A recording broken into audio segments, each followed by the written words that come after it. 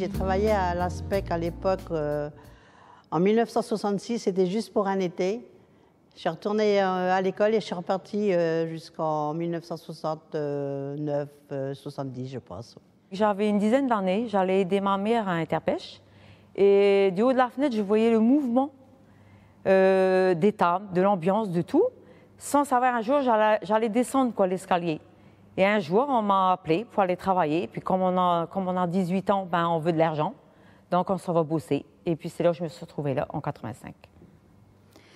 Ben, moi, je suis rentrée là après ma sortie d'école parce que, voilà, l'école, c'était moyennement.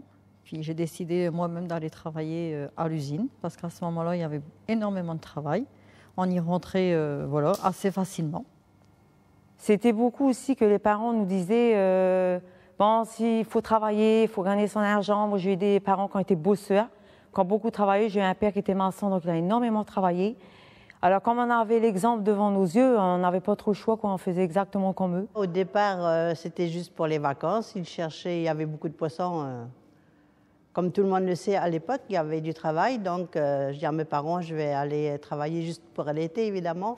On se faisait de l'argent, on était jeunes filles, c'était très intéressant. Puis à 18 ans, ben, tu fonces dans le tas, on va dire. On n'avait pas peur de bosser et puis c'est comme ça c'est arrivé, quoi.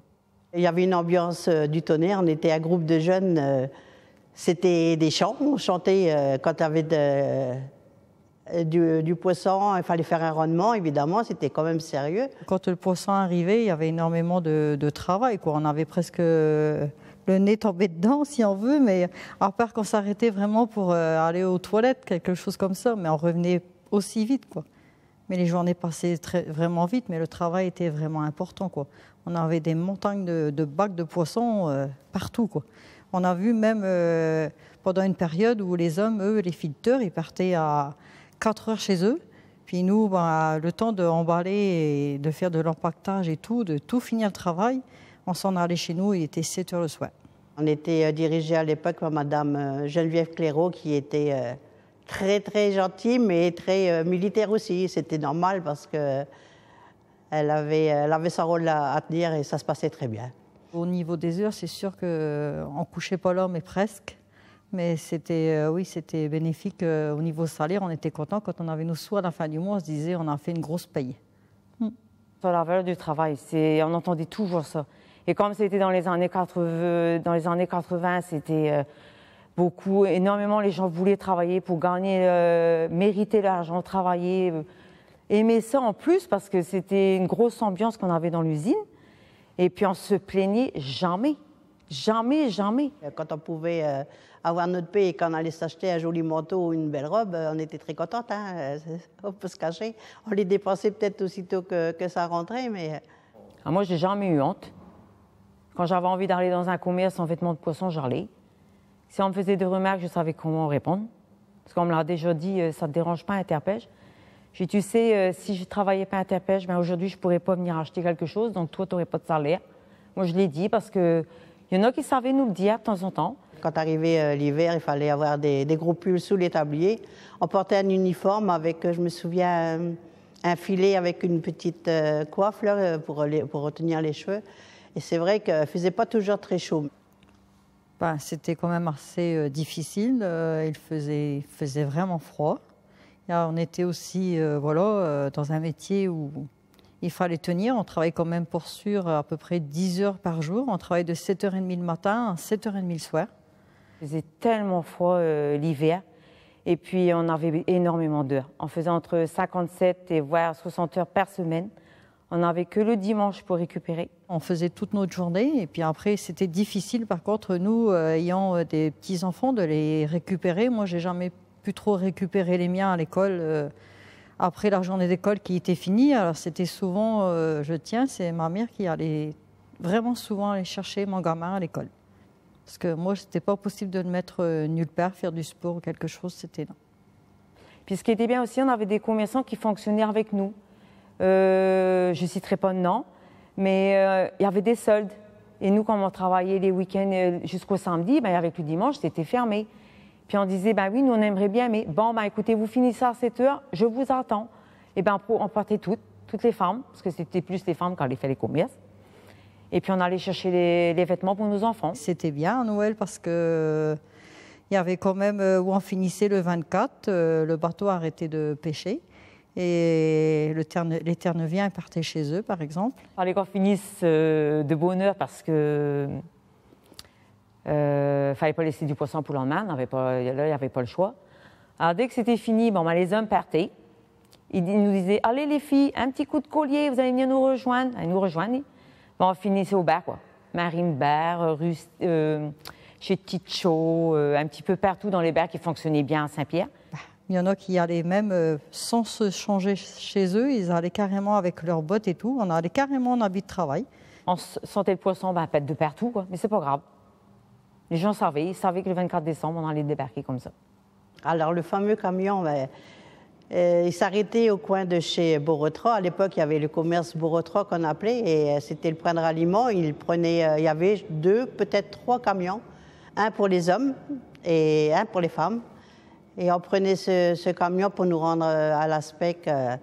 Alors, dedans, c'est pareil, ça chante et tout. Il y avait les filles qui s'asseyaient sur le bord. Tous ceux qui passaient avaient droit à leur petit salut dans la rue. C'était trop rigolo, quoi.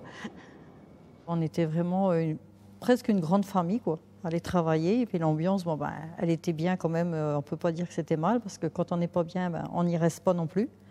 Il y avait des jours où ça ne chantait pas du tout, c'est sûr. Hein. Mais quand il y en a une ou deux qui commencent à fredonner, ça partait en chœur et tout le monde y allait. Là, ça résonnait, je suis sûre, dans le haut de la montagne. On était une grande famille. Il n'y avait pas de jalousie. Tout le monde s'entraidait. Si une n'avait pas 2 euros pour s'acheter un petit pain, 2 euros, 2 francs à l'époque, je me trompe un petit peu, et aussitôt on donnait l'argent, on dit va chercher ton petit pain, je te prends un chocolat chaud. Une qui avait mal à la tête, on donnait un Doliprane, tu vois. C'était solidaire. Tout le monde. La vie d'avant, quoi. Ça, c'est sûr que le moratoire, nous, on n'a pas connu la même chose que les marins. On subit vraiment totalement parce que nous, on a subi aussi parce que voilà, le poisson n'y arrivait plus. Mais je veux dire, on a été tombé comme au chômage. Ça s'appelait le FNE à l'époque. C'était un Fonds national de l'emploi.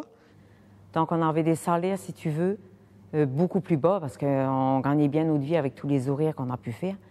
Beaucoup plus bas, en sachant que ça allait revenir, quoi. Donc, si tu veux, ça, j'ai ressenti un peu, mais pas autant que la fin, en 2011. Alors ça, là, ça a été le choc. Quand on a perdu notre travail vraiment sur l'année de 2011, moi, je sais que ça a été vraiment dur pour moi de perdre mon travail. Et on se trouvait vraiment là, à 2 à perdre son travail. Moi, je sais que j'étais en couple et puis que ça fait mal, quoi, parce qu'on ne sait plus comment on va pouvoir gagner nos soins à la fin du mois. Hein. On avait un petit espoir, parce qu'au départ, si tu veux, dans l'usine, il y avait à peu près entre marins et tout, je pense qu'on était au moins 250 en tout. Hein, je te parle des 5 bateaux et puis toute l'usine entière. Et en 2011, on était 37 personnes dans l'usine. Et on avait encore de l'espoir de se dire, ça va encore fonctionner. Et là, non, ça a été le coup de grâce, ça a été fini, quoi. Moi, je pense que vraiment, on a été laissé tomber. Vraiment, je pense que l'usine n'aurait jamais dû fermer. Parce qu'on a eu des coups durs, on a toujours remonté, on a toujours été aidés, soutenus. Mais cette année-là, cette année 2011, où c'était vraiment le final, je pense que non, cette usine-là n'aurait jamais dû fermer parce qu'il y avait quand même 40 familles à laisser comme ça, non. Là, on ne se retrouvait plus d'emploi, plus rien. Tu as travaillé pendant 25 ans, puis tu ne trouvais plus rien. C'était pas possible, quoi. Ça, impossible. Impossible d'imaginer que ça allait arriver, là, quoi. Après 2011, on passe d'abord par le Pôle emploi pour tomber aux acédiques, pour essayer quand même de toucher quelque chose. Mais ça, c'est pas une solution qu'on aime, premièrement. On y va au rendez-vous, mais quelque part, la personne qui nous reçoit, moi, la personne qui m'a reçue, pour sûr, elle savait très bien, comme recevoir là, que c'était vraiment que ça n'allait pas le faire, quoi. J'étais pas bien, rien que d'expliquer, de tomber là, alors qu'on n'était jamais tombé aux acédiques. C'était pas possible d'avoir une usine qui a fonctionné pendant X années, puis du jour au lendemain, on n'avait plus rien, quoi. On n'a pas accepté ça. Moi, j'ai encore de la misère à accepter tout ça, tu sais. Si c'était à refaire, oui, je retournerais travailler à l'usine. Mais bon, vu que tout ce qui s'est passé aujourd'hui, vu que j'ai connu d'autres choses à travailler aussi, on était jeunes, alors on voulait travailler, on y allait. Mais c'est vrai que maintenant que j'ai connu d'autres travails que l'usine, je ne crois pas qu'aujourd'hui je retournerai à l'usine. Vu que le temps a passé aussi, on a vieilli aussi, bien sûr. Mais je ne crois pas que j'y retournerai. Par contre, si l'usine n'aurait jamais fermé, je serais restée là aussi toute ma vie. Je n'aurais jamais cherché du travail ailleurs. Moi, j'ai jamais eu honte à aller travailler, ou bien au contraire, ça m'a permis de gagner pas mal d'argent à l'époque et j'en suis très fière. Et si c'était à refaire, il n'y a rien qui m'arrêterait. Il n'y a pas de sous-métier et heureusement que ça existait d'ailleurs. Si l'usine était ouverte aujourd'hui, je serais encore là. Je ne serais pas en train de faire le travail que je fais actuellement et je le dis toujours, je serais encore dans le même établissement.